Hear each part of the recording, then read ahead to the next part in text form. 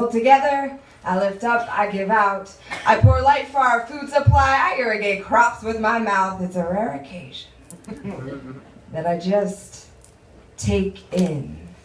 So when she asked if I was a dom or a sub, I didn't know what the fuck she meant. I just knew I wanted to be the opposite of her so that we could fit, because to be quite honest, I would have settled for kissing her wrist. Now, I am a strong, liberated woman. My ex-husband will tell you that you will never find submit written on these palms, but they are always face up and open, ready to give. According to Cosmo, men like a woman that can take control. So I have long since memorized the erogenous zones, the exact placement of tongue for the desired response. I can always make a man's microphone sing some pretty damn good songs. But I have no idea how to receive. She held me like the edge of a cliff holds the feet of the fed up, like the sky holds the surrender of a falling body. She maneuvered me like a canoe through crashing rapids, my hips the stern, her hand the pivoting blade through water. I reached out to return the favor, but she said, no, relax. I don't want you to do anything.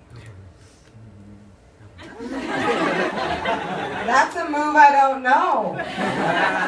The move to nothing. To be completely empty and open, effortlessly receiving pleasure without thought to strategy or counter. She placed my hands above my head and then she pulled and pressed and bit like I was the last piece of fruit on earth and her survival depended on it. She consumed every inch of skin, every drop of juice. I didn't notice any pain, just the joy of proper use. There was a fretboard between my legs and a sound box in my mouth. There were chords that never existed until she pulled them out. And there were no chains or whips, but I would have called her master.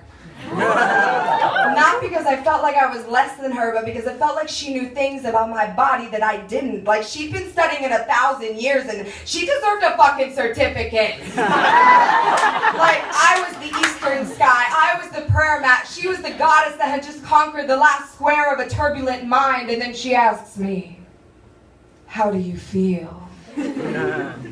Alive? I guess I'm a sub, whatever that means. I guess I'm a femme, whatever that means. I guess sex doesn't really fit in boxes anymore. Sexuality and gender are words and images clipped from magazines waiting to be glued down on our vision boards, but it's always our vision boards. The way they were originally assembled doesn't make sense anymore. We are undefinable prisms of light, shades of masculine and feminine, looking for someone to bounce life off of, looking for someone to give when we need to receive when we need to give, and when it's done right, both gets done at the same time, and sometimes it's rough. Like bone to bone, lick your insides clean kind of love. Sometimes it's candle wax on torsos or moonbeams on eyelashes. Sometimes there's no skin involved at all.